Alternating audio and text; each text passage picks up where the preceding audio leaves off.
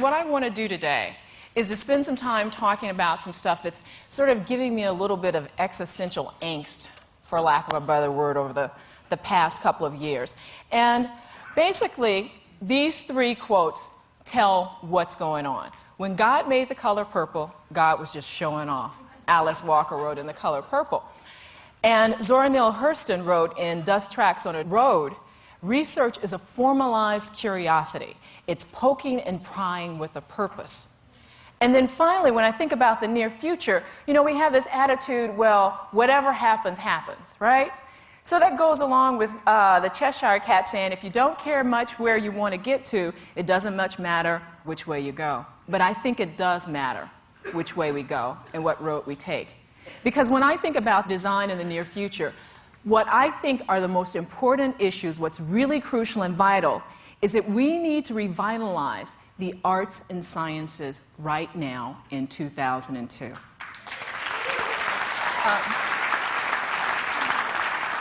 If we describe the near future as 10, 20, 15 years from now, that means that what we do today is going to be critically important, because in the year 2015, in the year 2020, 2025, the world, our society, is going to be building on the basic knowledge and abstract ideas, the discoveries that we came up with today. Just as all these wonderful things we're hearing about here at the TED conference that we take for granted in the world right now were really knowledge and ideas that came up in the 50s, the 60s, and the 70s. That's the substrate that we're exploiting today, whether it's the internet, genetic engineering, laser scanners, guided missiles, fiber optics, high-definition television, sensing, remote sensing from space, and the wonderful remote sensing photos and that we've seen 3D weaving, TV programs like Tracker and Enterprise, CD read-write drives, flat screen, Alvin Ailey's Sweet Otis, or Sarah Jones' Your Revolution Will Not Be Between These Thighs, which, by the way, is banned by the FCC, or ska. All of these things, without question, almost without exception, are really based on ideas and abstract and creativity from years before. So we have to ask ourselves, what are we contributing to that legacy right now? And when I think about it, I'm really worried. To be quite frank, I'm concerned. I'm skeptical that we're doing very much of anything. We're, in a sense, failing to act in the future. We're purposefully, consciously being laggards. We're lagging behind. Frantz Fanon, who was a psychiatrist from Martinique, said, each generation must, out of relative obscurity, discover its mission and fulfill or betray it. What is our mission? What do we have to do? I think our mission is to reconcile, to reintegrate science and the arts. Because right now there's a schism that exists in popular culture. You know, people have this idea that science and the arts are really separate. We think of them as separate and different things. And this idea was probably introduced centuries ago, but it's really becoming critical now. Because we're making decisions about our society every day that if we keep thinking that the arts are separate from the sciences, and we keep thinking it's cute to say, I don't understand anything about this one, I don't understand anything about the other one, then we're going to have problems. Now, I know no one here at TED thinks this. All of us, we already know that they're very connected. But I'm going to let you know that some folks in the outside world, believe it or not, they think it's neat when they say, you know, scientists and science is not creative. Maybe scientists are ingenious, but they're not creative. And then we have this tendency, the career counselors and various people say things like, artists are not analytical. They're ingenious, perhaps, but not analytical. And when these concepts underlie our teaching and when we think about the world, then we have a problem, because we stymie support for everything. By accepting this dichotomy, whether it's tongue-in-cheek, when we attempt to accommodate it in our world, and we try to build our foundation for the world, we're messing up the future. Because who wants to be uncreative? Who wants to be illogical? Talent would run from either of these fields if you said you have to choose either, and then they're going to go to something where they think, well, I can be creative and logical at the same time. Now, I grew up in the 60s, and I'll admit it. Actually, my childhood spanned the 60s, and I was a wannabe hippie, and I always resented the fact that I wasn't really old enough to be a hippie. And I know there are people here, you know, the younger generation who want to be hippies, but People talk about the 60s all the time, and they talk about the anarchy that was there. But when I think about the 60s, what I took away from it was that there was hope for the future. We thought everyone could participate. There were wonderful, incredible ideas that were always percolating. And so much of what's cool or hot today is really based on some of those concepts, whether it's, people trying to use a prime directive from Star Trek, being involved in things, or again, that three-dimensional weaving and fax machines that I read about in my weekly readers, that the technology and engineering was just getting started. But the 60s left me with a problem. You see, I always assumed I would go into space because I followed all of this. But I also love the arts and sciences. You see, when I was growing up as a little girl and as a teenager, I loved designing and making doll clothes and wanting to be a fashion designer. I took art and ceramics. I loved dance. Lola Falana, Alvin Ailey, Jerome Robbins. And I also avidly followed the Gemini and the Apollo programs. I had science projects and tons of astronomy books. I took calculus and philosophy. I wondered about the infinity and the Big Bang Theory. And when I was at Stanford, I found myself my senior year a chemical engineering major. Half the folks thought I was a political science and performing arts major, which was sort of true because I was Black Student Union president and I did major in some other things.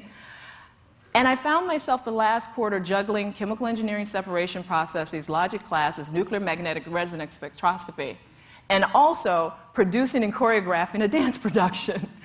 And I had to do the lighting and the design work, and I was trying to figure out, do I go to New York City to try to become a professional dancer, or to go to medical school?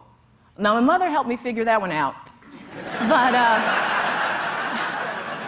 But when I went into space, I carried a number of things up with me. I carried a poster by Alvin Ailey, who you can figure out now I love the dance company, an Alvin Ailey poster of Judith Jamison performing the dance Cry, dedicated to all black women everywhere, a Bundu statue, which was from the Women's Society in Sierra Leone, and a certificate for the Chicago public school students to work to improve their science and math.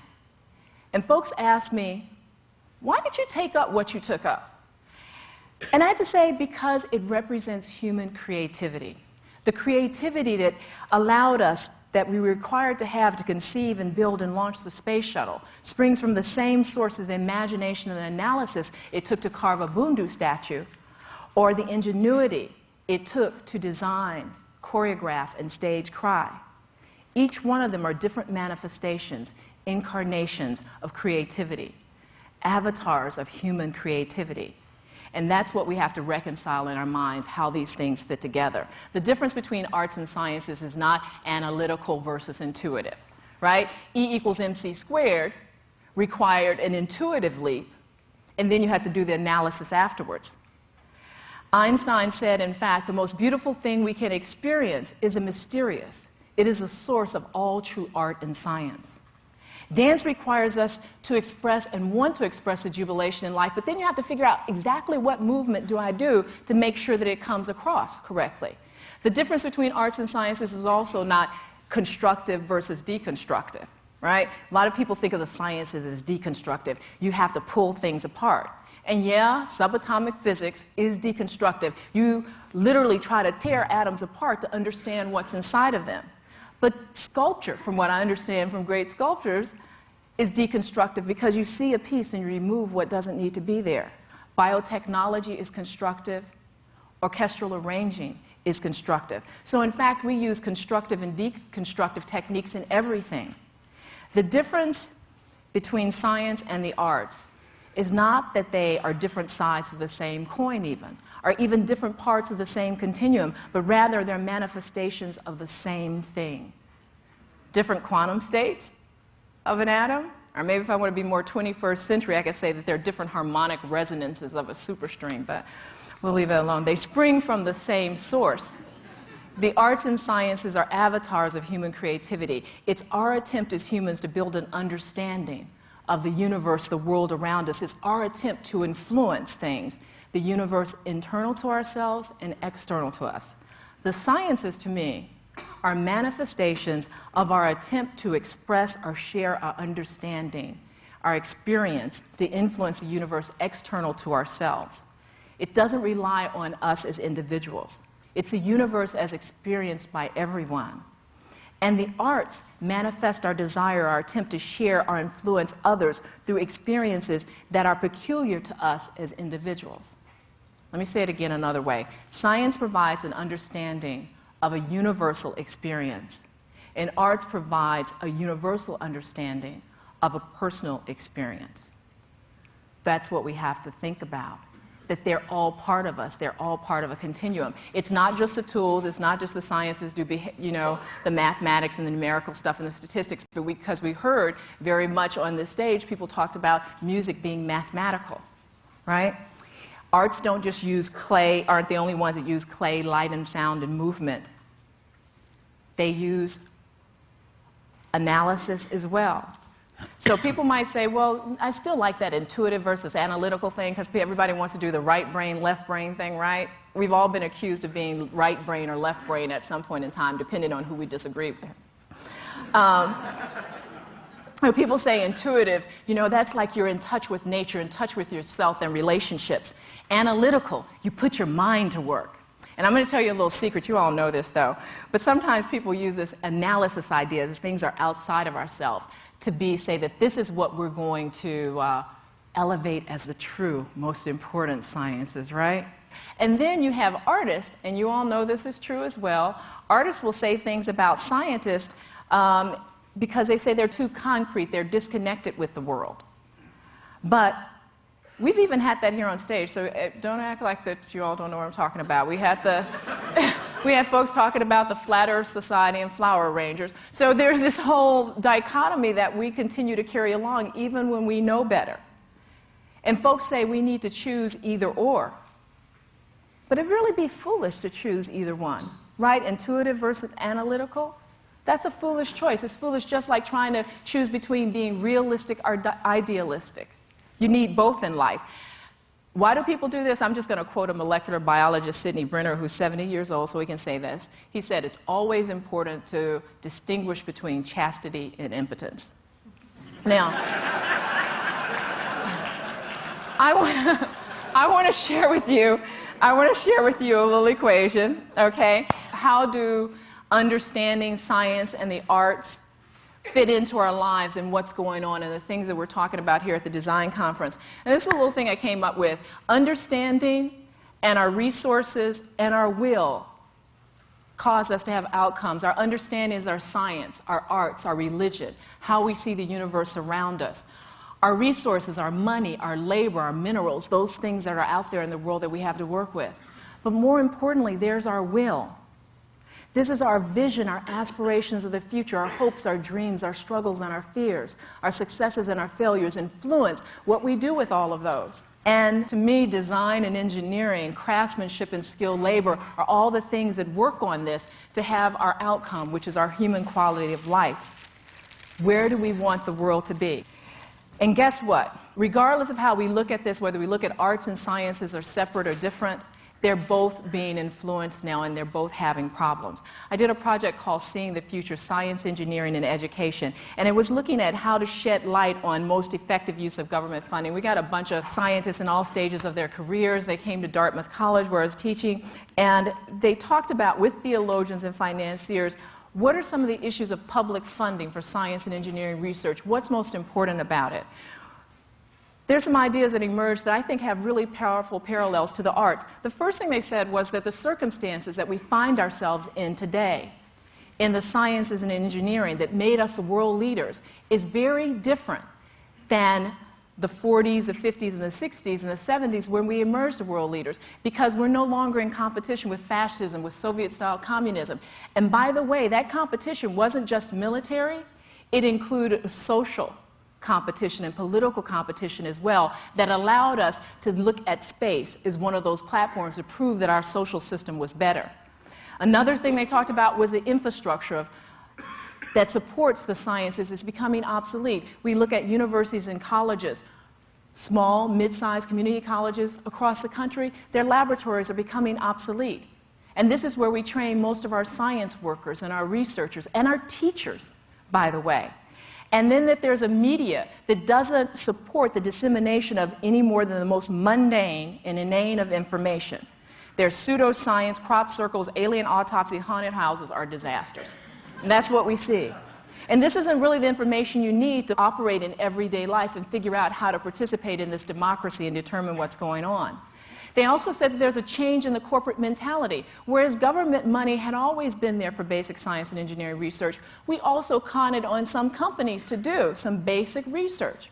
But what's happened now is companies put more energy into short-term product development than they do in basic engineering and science research. And education is not keeping up. In K through 12, people are taking out wet labs. They think if we put a computer in the room, it's going to take the place of actually we're mixing the acids, growing the potatoes. And government funding is decreasing in spending, and then they're saying, let's have corporations take over, and that's not true. Government funding should at least do things like recognize cost benefits of basic science and engineering research. We have to know that we have a responsibility as global citizens in this world. We have to look at the education of humans. We need to build our resources today to make sure that they're trained so that they understand the importance of these things. And we have to support the vitality of science. And that doesn't mean that everything has to have one thing that's going to go on, or we know exactly what's going to be the outcome of it. But that we support the vitality and intellectual curiosity that goes along. And if you think about those parallels to the arts, the competition with the Bolshoi Ballet spurred the Joffrey and the New York City Ballet to become better. Infrastructure, museums, theaters, movie houses across the country are disappearing. We have more television stations with less to watch. We have more money spent on rewrites to get old television programs in the movies. We have corporate funding now that when it goes to some company, when it goes to support the arts, it almost requires that the product be part of the picture that the artist draws. And we have stadiums that are named over and over again by corporations. In Houston, we're trying to figure out what to do with that Enron Stadium thing. And fine arts and education in the schools is disappearing. And we have a government that seems like it's gutting the NEA and other programs. So we have to really stop and think. What are we trying to do with the sciences and the arts? There's a need to revitalize them. We have to pay attention to it. I just want to tell you really quickly what I'm doing.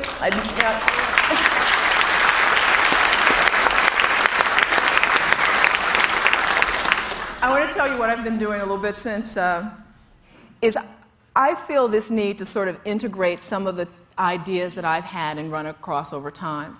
One of the things that I found out is that there's a need to repair the dichotomy between the mind and body as well. My mother always told me, you have to be observant, know what's going on in your mind and your body. And as a dancer, I had this tremendous faith in my ability to know my body, just as I knew how to sense colors.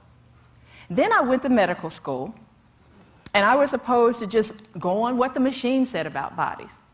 You know, you would ask patients questions, and some people tell you, don't listen to what the patient said. We know that patients know and understand their bodies better, but these days we're trying to divorce them from that idea. We have to reconcile the patient's knowledge of their body with physicians' measurements. We had someone talk about measuring emotions and getting machines to figure out what to keep us from acting crazy, right? No, we shouldn't use machines to measure road rage and then do something to keep us from engaging in it. Maybe we can have machines help us to recognize that we have road rage, and then we need to know how to control that without the machines. We even need to be able to recognize that without the machines. What I'm very concerned about is how do we bolster our self-awareness as humans, as biological organisms. MaeJemison spoke of having to teach and learn how to feel with my eyes, to see with my hands. We have all kinds of possibilities to use our senses by, and that's what we have to do. That's what I want to do, is to try to use bioinstrumentation, those kind of things to help our senses and what we do. And that's the work I've been doing now as a company called Biocentric Corporation. I figured I'd have to do that ad because I'm an entrepreneur, because entrepreneur says that that's somebody who does what they want to do and because they're not broke enough that they have to get a real job. But that's the work I'm doing. It's Biocentric Corporation, trying to figure out how do we integrate these things. Let me finish by saying that my personal design issue for the future is really about integrating, to think about that intuitive and that analytical. The arts and sciences are not separate. High school, physics lesson before we leave, high school physics teacher used to hold up a ball. She would say this ball has potential energy, but nothing will happen to it. It can't do any work until I drop it and it changes states. I like to think of ideas as potential energy. They're really wonderful, but nothing will happen until we risk putting them into action. This conference is filled with wonderful ideas. We're going to share lots of things with people, but nothing's going to happen until we risk putting those ideas into action. We need to revitalize the arts and sciences today. We need to take responsibility for the future. We can't hide behind saying it's just for company profits, or it's just a business, or I'm an artist or an academician. Here's how you judge what you're doing. I talked about that balance between intuitive, analytical. Fran Lebowitz, my favorite cynic, she said the 3 questions of greatest concern, and I'm going to add on to design, is it attractive? That's the intuitive. Is it amusing? The analytical. And does it know its place? The balance. Thank you very much.